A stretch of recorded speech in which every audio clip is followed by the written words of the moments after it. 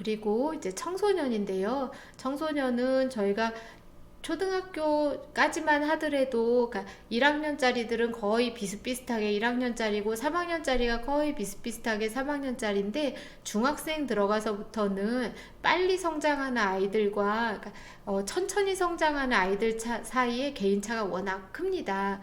그리고 불안과 겪는 아이들은 혼자 있는 게 증상을 악화시킬 수 있기 때문에, 혹시라도 그러니까 자가격리를 해야 되는 상황이라든지, 아니면 그 학교에 나가지 않고 집에 있는데 엄마 아빠는 출근해야 되는 상황이라든지 할 때, 우리 아이가 불안과 우울이 있다면 특히 더 이런 부분에 관심을 가질 수 있으면 좋겠습니다.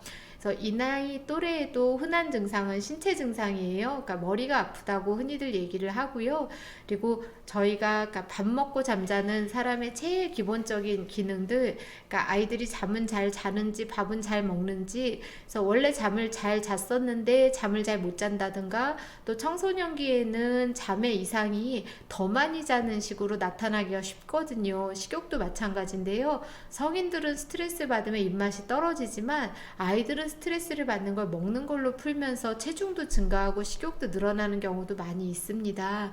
그래서 평상시보다 얘가 너무 잠을 많이 자고 많이 먹는다, 얘가 식탐이 있나, 아니면 왜 이렇게 잠만 자냐 라고 할 때, 혹시 이 아이가 불안하거나 우울한 건 아닌지 관심을 기울여 주실 수 있다면 좋겠고요. 그래서 이 또래 아이들은 또 에너지가 떨어지거나, 그러니까 사물에 대해서, 사람들에 대해서 관심이 없어지거나, 자기 건강도 돌보지 않고 될 대로 되라지 한다든지, 그러니까 사람들하고 거리를 두려고 하는 증상들이 나타날 수 있습니다.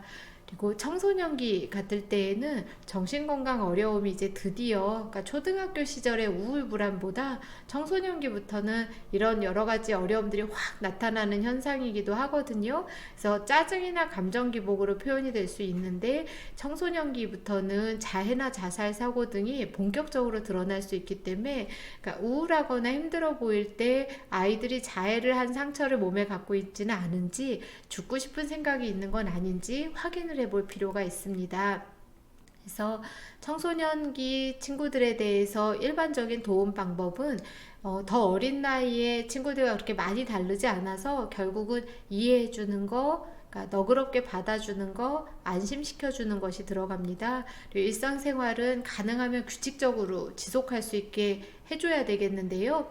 그리고 이 또래 아이들 같은 경우는, 그러니까 너네들 같이 친구들이랑 어울려서 감염병에 대해서 토론을 해라 그러면은, 워낙 그 하라 그러면 하기 싫고, 하기 싫은데 하라 그러면 또 하고 싶고, 이런 나이기 때문에 절대로 강제해서, 그러니까 감염병에 대해서 조사를 하고 확인을 하라고 라고 하면 절대로 안 할 가능성이 크니까, 하면 좋겠다 까지만 권해주면 좋겠습니다.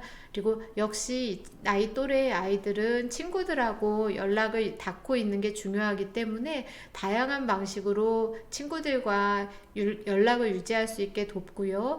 집안일 도와줄 수 있도록 하는 거, 자기 동생들 잘 돕는 거라든지, 또 내가 어떻게 하면 좀 더 건강하게 우리 가족 안에서 내 자리를 잡을 수 있을까 하는 것들을 같이 찾아볼 수 있으면 좋겠습니다. 또 이런 미디어 노출 제한은 청소년기라고 예외가 될 수는 없을 것 같은데요. 그러니까 또 청소년기에는 이제 초등학생들보다 어떻게 생각하면 더 미디어 사용하는 게 활발해질 수 있어서, 부모님들도 잘 모르는 정보까지 접근해서 볼 수도 있거든요. 그래서 그러다 보면 역시나 병이 먼저 걸린 사람들에 대해서 낙인을 찍을 수도 있고, 편견을 가질 수도 있고, 뭔가 그런 사람에게 이렇게 하면 안 돼, 저렇게 해서는 안 됐어야지 하는 수가 있는데, 청소년기는 어쩌면, 그러니까 여러 가지 겪어보고 그럴 수도 있겠다 생각하는 성인들보다 저러면 안 되지 라고 하는 게 더 강할 수도 있어요. 그래서 아이들이 이렇게 생각하는 게 다 틀린 거는 아니지만, 이래서는 안 되는데 라고 생각한다 해서 세상이 정말 아이들 생각대로 돌아가는 건 아니니까, 근데 너가 그렇게 생각하는구나, 근데 또 다른 사람들도 있는데 그건 어떻게 생각하니 하고, 다른 관점의 생각들을 아이들이 해볼 수 있다면 좋겠죠. 또 청소년들은 또 부모님한테 표를 많이 안 냅니다. 막상 제가 진료실에서 만나보는 아이들은 저한테는 그러니까 걱정이 된다, 힘들다, 어렵다, 죽고 싶다, 괴롭다라고 하지만 막상 집에서 부모님들에게는 이런 얘기들을 안 해요. 왜냐면 아이들이 부모님 걱정을 할 때가 많이 있어요. 내가 이런 얘기하면 걱정하겠지. 아니면 내가 이런 얘기하면 약해 보이면 어떡하지? 아니면 인정하고 싶지 않다든지 내가 우울하다, 죽고 싶다 이런 걸 그러니까 말하는 게 겁이 나거나 몰라 생각하기 싫어 이렇게를 해서 얘기하는 것 자체를 거부할 수도 있는데 이것도 역시 막 이리지 와서 얘기 좀 해보자 라고 하면 이건 청소년만이 아니라 저희도 이리 와서 얘기 좀 해봅시다 라고 할 때 좋게 들리는 사람은 없잖아요. 그래서 그냥 아주 자연스럽게 일상적인 이야기들을 끄집어낼 수 있으면, 그러니까 잠은 잘 자냐, 밥은 잘 먹냐, 그러니까 너가 요새 잘 보는 뉴스는 뭐가 있냐, 이런 식으로 얘기를 하는 게 도움이 될 수도 있겠습니다. 그래서 규칙적으로 생활 계획을 세우고 그러니까 자기가 세운 계획대로 살아갈 수 있도록 도와주는데 이게 생각대로 계획대로 되지 않을 때가 항상 있으니까 그러면 우리는 어떻게 하는 게 좋을까 하는 걸 의논을 해야 되겠죠. 그래서 그냥 누구나 불안한 정도로 또는 누구나 우울한 정도로 힘들어하는 친구라면 함께 다양하게 이렇게 보면 어떨까? 또 저렇게 하는 건 어떨 것 같니? 라고 할 수 있고 안정화 기법이나 명상 기법이라고 해서 나중에 제가 마음 돌봄에 대해서 또 말씀드릴 때 다루게 될 내용이기도 한데요. 그러니까 청소년기부터는 자기가 자기 마음을 돌아보고 챙기는 걸 할 수 있기 때문에 그러니까 이런 방법을 부모님도 해보고 아이들에게도 알려줘서 규칙적으로 할 수 있도록 도와주시면 좋겠습니다.